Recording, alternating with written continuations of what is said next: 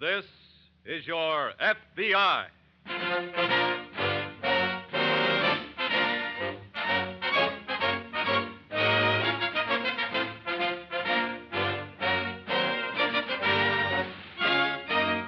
This is your FBI, an official broadcast from the files of the Federal Bureau of Investigation, presented as a public service by the Equitable Life Assurance Society of the United States.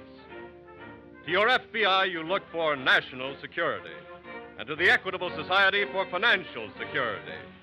These two great institutions are dedicated to the protection of you, your home, and your country.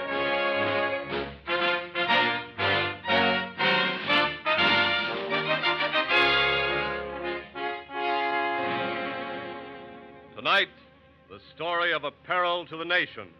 Escaped prisoners of war.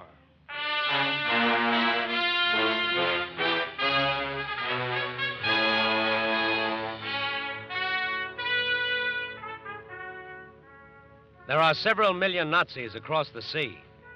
Each one of them is a threat to the security of this country. There are several 100,000 Nazis right here within our borders, prisoners of war. Each one of them who escapes is a threat to the internal security of this country because they are Nazis. And for us, for our democracy, for our way of life, Nazis have but one feeling: contempt. The FBI proved that less than a year ago by a case that broke on the morning of June 19th. Early that sunny morning, two soldiers, two GIs, were walking through a patch of woods on their way back to camp. Hey, look, Eddie, a rabbit. What am I supposed to do, salute? Gee, did you see him go? Boom, right into the ground. Probably crawled down a hole to sleep. Gee, if he's just down a little hole. What are you pawing around for now? I always wanted to have a rabbit for a pet. All right, so you always wanted a rabbit. This is no time. Hey, Eddie. Yeah? What kind of a rabbit could dig a hole this big? A big rabbit. Come on. Hey, these leaves are just covering up the entrance to a tunnel, it looks like. For Pete's sake, Mickey. Hey, it is a tunnel. Come on in. I'm too tired. Oh, come on. What do you got to lose?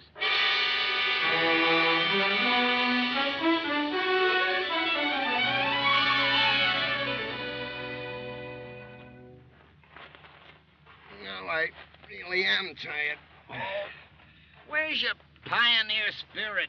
And where's your rabbit? And don't tell me... Oh. What's the matter? It stops here, that's all. Oh, that's great. Now, I suppose we crawl back like a couple of brave pioneers. Hey, wait a second. Help me push this thing up. What thing? The roof here.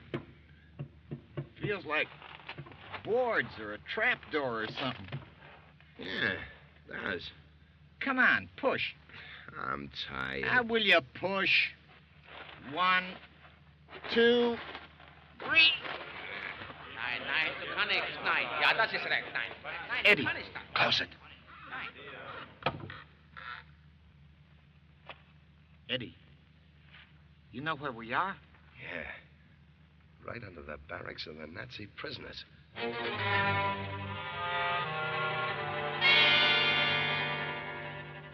That was on Monday morning, June 19th. But the tunnel had already been used. During the night of the 18th, two Nazi prisoners had escaped.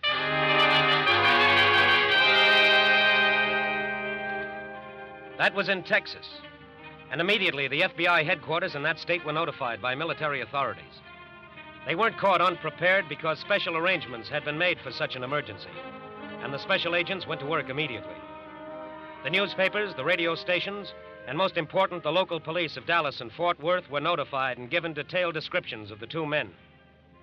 The police radioed warnings to all sheriffs and all peace officers, and broadcasts were also sent out over the Texas State Patrol's network. By late afternoon, the FBI was busy checking the dozens and dozens of reports which kept coming in. Dean speaking.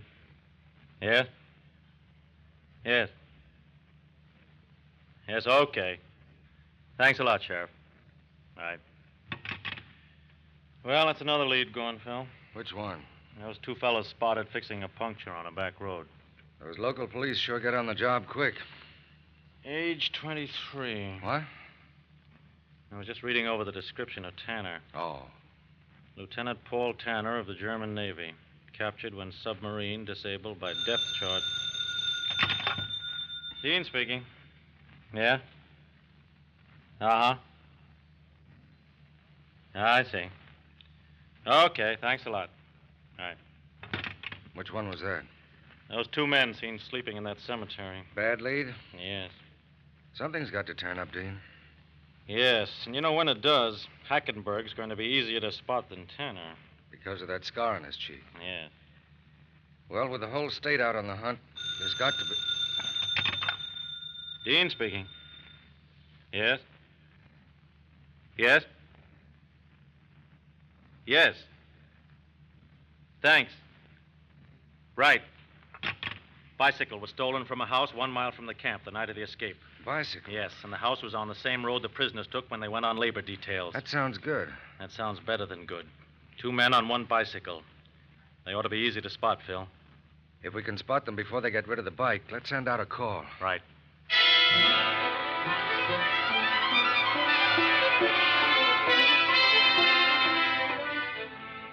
Late that afternoon, a truck driver reported seeing 2 men on a bicycle on the night of the escape. An hour later came another call. A farmer had seen 2 men on a bicycle the morning after the escape. Then there were no more calls, no more reports.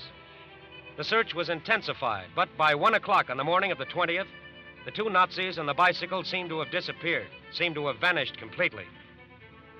Where were they? At that moment, at 1 o'clock on the morning of June 20th, they were sitting in a diner.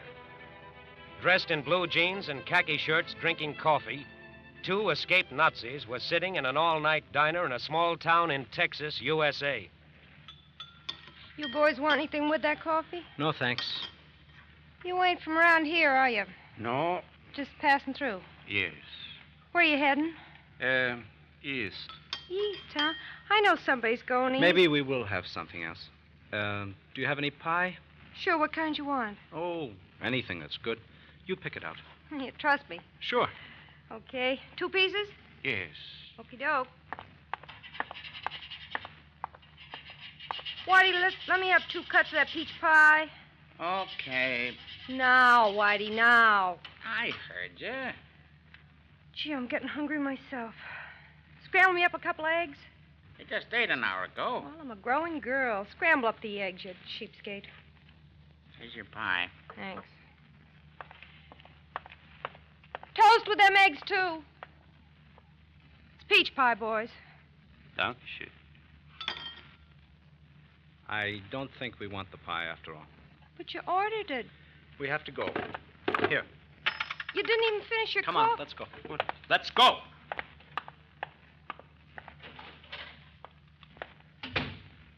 Oh. Good night. Huh? How you come with those eggs, Whitey? Oh, keep your shirt on. You'll get 'em. You can put this pie back. What's the matter? Beats me. Didn't they want it? They didn't want nothing. They even left the coffee. Millionaires, huh? Come on, make with the eggs. The griddle ain't hot enough yet. Park yourself. Here, ring this up. I'll keep the change. How much? Dime. You ain't going to charge him for the pie, are you? I guess not. Hey, what those guys rush out for? Now, how do I know? That griddle looks hot enough to me. You want your toast, though, don't you? And coffee. How about a steak, too, Your Highness? Ha ha. Very funny.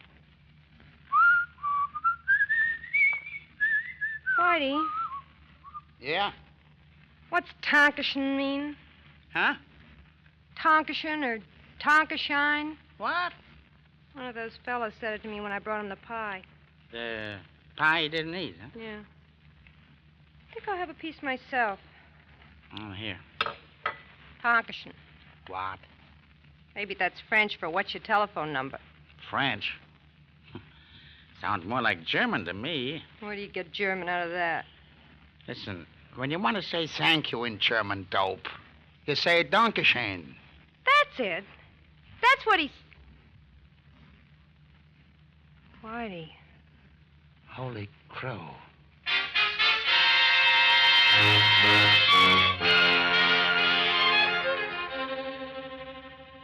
That diner was in a small town. But even the smallest town has more than one road leading out of it. And it's never long before a road branches into other roads, into a network of roads, into highways. As soon as the telephone call came in from the diner, the FBI and the local police drove out after the two men on the bicycle, after the escaped Nazi prisoners. They tried to cover all roads. They kept in touch with each other by radio. And they drove fast because they realized that even on a bicycle, a man can make time if he's desperate. Where are we now, Dean? About 20 miles outside of Vancourt. Must be awfully strong. Who? Whoever's pedaling that bike to get this far so fast, and with a passenger. Yeah, if they're still using the bike. Or if they haven't ducked off into a field. Well, if they have, we should be able to catch them in the morning. The whole area's been alerted. They managed to disappear completely for at least 24 hours so far. I know, Phil, but if we... That is a bicycle, isn't it? Looks like it from here. You have your gun ready? Yes. Dean, do you see anybody on the handlebars? No. Don't tell me it's going to be a farmer out for a joyride. At this hour of the morning?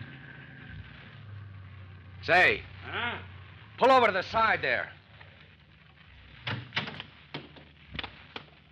Where are you going, mister? Vancourt. What for? Why do you want to know? We're federal officers. What's your name? Frank Johnson. Isn't it kind of late to be out for a ride, Mr. Johnson? Oh, my sister just had a baby. I rode over to see her. Oh, from where? Vancourt. You live there? Yes. Can we see your draft card, please? I'm sorry I forgot it. You know how it is when you get a call that the baby... What's the matter? Where'd you get that scar on your cheek? Germany. Where's Lieutenant Tanner? I really could not say, but probably very well taken care of. What do you mean? Americans are extremely hospitable and just as stupid. I think you'd better get in the car, Hackenberg. Captain Hockenberg. Captain Hockenberg. Dankeschön.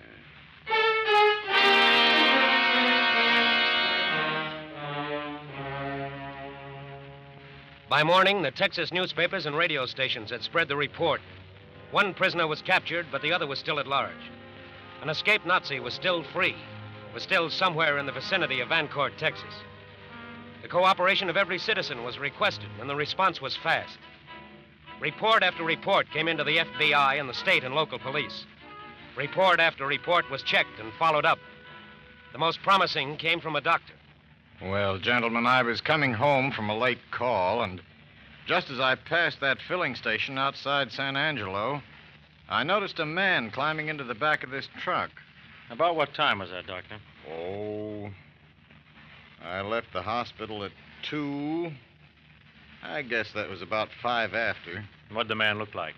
Well, to tell the truth, I didn't notice him much or think much about it till I heard the radio broadcast about the escaped prisoners this morning. Well, thank you, Doctor. We appreciate your help.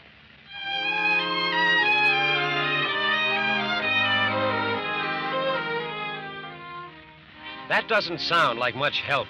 It doesn't even sound like a real clue. But the FBI checks everything, every report. Special agents immediately called the owner of the San Angelo filling station. He remembered selling gas to a truck driver a little after 2 in the morning before. But he'd only seen one man on the truck. From the gas coupon, the agents learned the license number of the truck. From the license registration, they learned the name and address of the owner. And then they went to him to see what they could learn from the truck itself. You can see for yourself. If I'm here fixing a blowout like I was, anybody could hop on the back without me seeing them. Would be pretty easy, don't you think, Dean? Well, let's see if there's anything in the back to prove that Nazi was riding with you. Well, what you looking for? Oh, lots of things. Fingerprints? Yeah, but with all this cloth back here, I doubt if we'll find any. The surface is too soft to... Phil, you have your flashlight? Sure. Shine it over here, will you? Is that your hatchet, Mr. Lang? Yeah, use it to open crates. You mind if we borrow it to send to our laboratory for a fingerprint check? No, sir, it's all... Hey, What? that Nazi could have been riding in the back of my truck and picked up my hatchet. Hey, I had a pretty narrow escape. Well, we don't know yet whether he was the one. Even so... Wait a minute. Shine that flash over here, Phil. Right. Oh, this may be something. That? Sure. Why, that's just a little piece of thread. Here's an envelope for it, Dean. Thanks. This little piece of thread, Mr. Lang, is going to take a long trip to our laboratory in Washington. What for? They'll find out what kind of a shirt it came from. And I got a hunch it came from the kind of shirt worn by prisoners of war.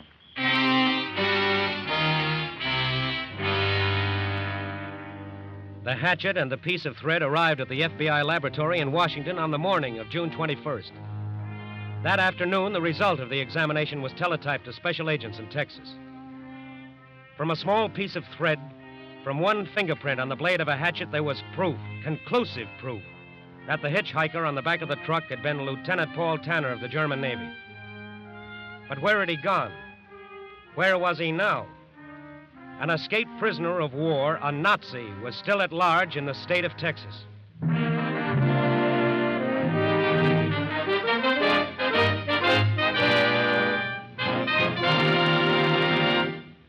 We momentarily close the Federal Bureau of Investigation file of the case of escaped Nazi prisoners of war. We will return to this case in just a moment. It is the year 1872.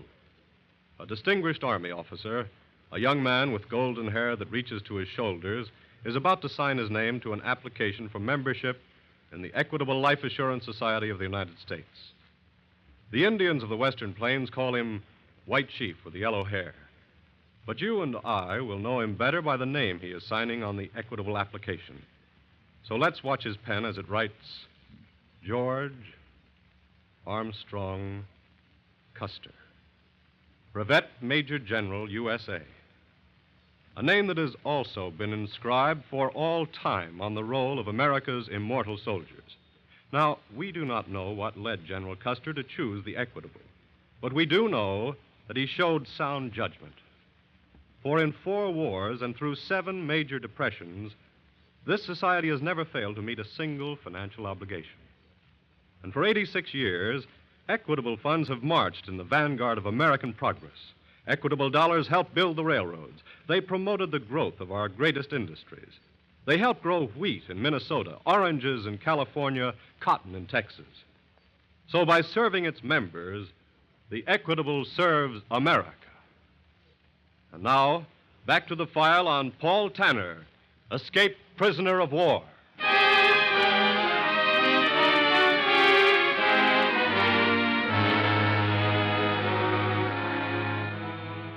When a convict escapes jail or when a Nazi escapes prison camp, it is fairly easy to catch him during the first 2 or 3 days because the trail is fresh.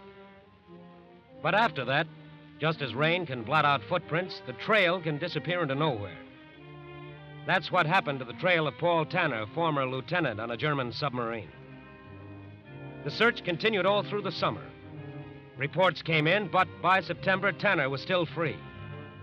Where was he? Still in Texas. As a matter of record, he was working as a hired hand for a farmer named Allen. Working under the name of Gene Meyer. Working to get enough money to escape to Mexico. Gene! Yes, Dickie. Gene, look what I got done. And, Dickie, don't start pestering Gene with those model airplanes or whatever they are. But, Pa, we want He worked hard today and he wants to rest. Oh, that's okay, Mr. Allen. Let me see what you got done today, Dickie. Say, Gene, are you going to have to go back to that hospital? Oh, no. Merchant seamen aren't like Army or Navy. We're pretty free. Should I glue this on now? Uh-huh. That's right. Still, it's funny they let you do what you wanted after you got out of the hospital. What do you mean, funny? A little further down, Dickie. Right. Well, not making you go back to sea. I told you. I decided to work, to build up my health. Well, I ought to just pray that they let you finish out the harvest. Every time the mail comes, Say, that's no model airplane. Whoever said it was, Pa? Anybody can tell it's a submarine. A submarine? Where'd you learn about submarines? Gene drew the plans for it. Oh, it looks just like a picture, one I saw. Oh, nuts. Come on, Gene. We'll finish after supper, Dickie. You wash your hands, Dickie. I did. Wash 'em again. Oh, Pa. Well, that's a darn good submarine. I guess you... What's the matter? Well, I was going to say it's probably modeled of a sub you was on yourself, and then I remembered. Remembered what? They don't have merchant seamen on submarines. Come on, let's eat.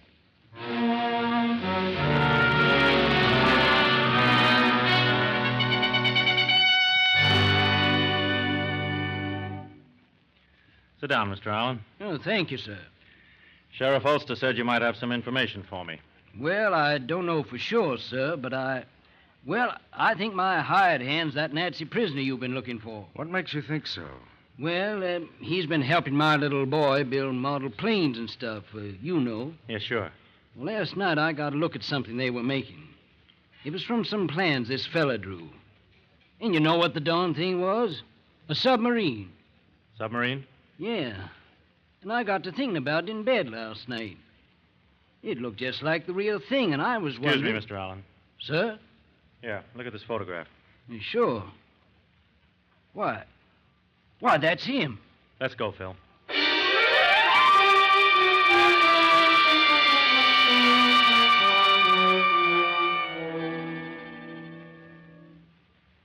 Is this his room, Mr. Allen? Yes, sir. Where is he now? Well, I left him cutting hay down near the river bottom. I think I'll go over there. Right, Phil.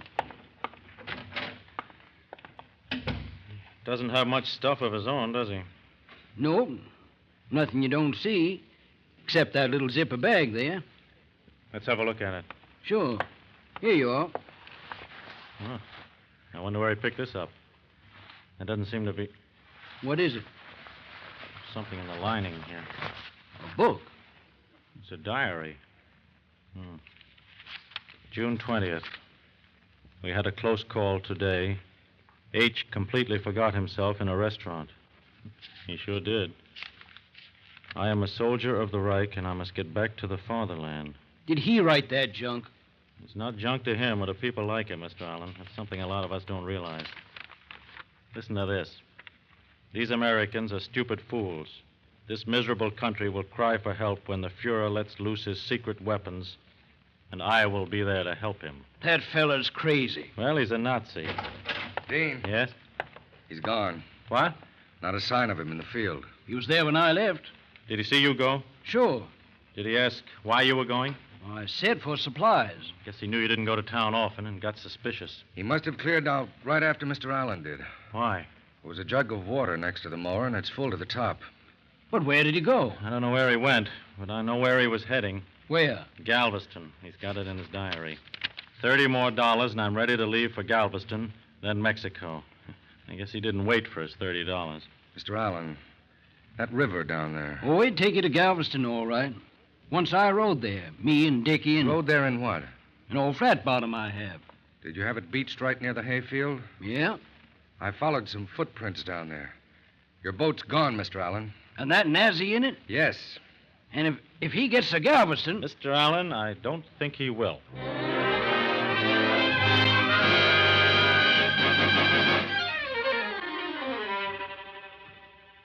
The Brazos River winds its way through Texas to Galveston. And along its banks are reeds, tall grass, foliage thick enough to hide a man in a flat-bottomed boat. They hid Paul Tanner for the rest of that hot afternoon. But by nightfall, sheriffs, deputies, state patrolmen, local police, and citizens from all around had joined in the hunt. By nightfall, FBI agents were in planes and motorboats watching the river and keeping contact with each other by walkie-talkie radios. By nightfall, there was a moon. A bright moon that stripped the river of shadows and made it a clear field of vision for a plane flying above. Moving upstream toward the bridge. Nothing yet from up here. We're moving up too, Dean. But this boat's running low on gas. Well, you think you can hold out about... Wait a minute. Wait a minute, Phil. I just saw a reflection of moonlight on something that... Yes, there it is again. Looks like a wet paddle. Close to the right shore, heading downstream. It's about a quarter of a mile above Dead Man's Bend now. Just below Hempstead. He's moving closer to shore, though. Looks like he's trying to land. Come on. Give her everything you've got. There he is. He's trying to make shore. Cut her off. Stay where you are, I'll shoot. I warn you, Tanner, stay where you are or... Okay. Come on, jump aboard. Well, you led us a fine chase. Who's in command here? In command? Yes. I am. Heil Hitler!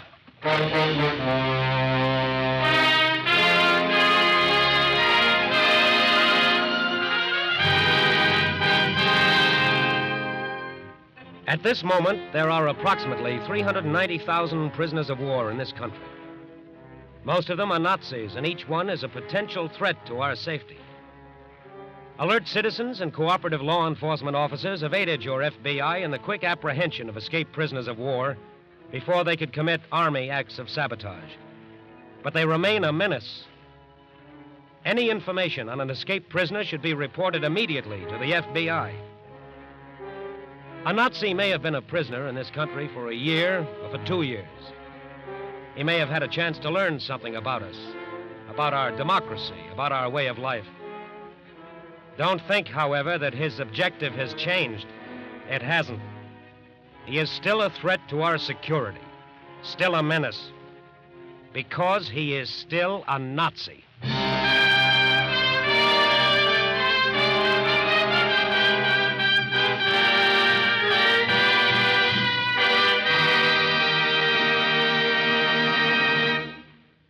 In these days, young Americans are fighting and dying all over the world. So the question, what are you doing here at home to help win the war, is one that deserves a straightforward answer from every American citizen, from every American organization. Members of the Equitable Life Assurance Society of the United States may take pride in their society's answer to that question. In the Equitable Service flag are 2015 stars. Here at home, Equitable agents and employees are backing up their fellow workers in the fighting forces by selling thousands of war bonds in every drive, by giving hundreds of blood donations, and by performing all the other services that are expected of patriotic citizens in wartime. Of the funds that have been entrusted to the Equitable Society by its members, 44% has been invested in government bonds. In both the 5th and 6th war loan drives, the Equitable made the largest single subscription, each subscription amounting to $500 million.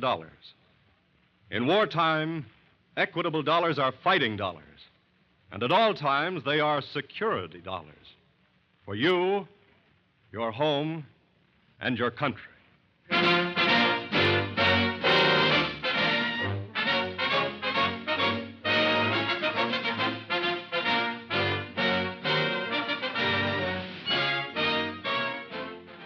The incidents used in tonight's broadcast are taken from the files of the Federal Bureau of Investigation. However, all names used are fictitious, and any similarity thereof to the names of persons living or dead is accidental. In tonight's cast, Tanner was played by Paul Mann. The music was under the direction of Van Cleve. The author was Lawrence MacArthur, and your narrator was Frank Lovejoy. This is Your FBI is a Jerry Devine production. Now, this is Carl Frank speaking for the Equitable Life Assurance Society of the United States and inviting you to tune in again next week at this same time for This is Your FBI.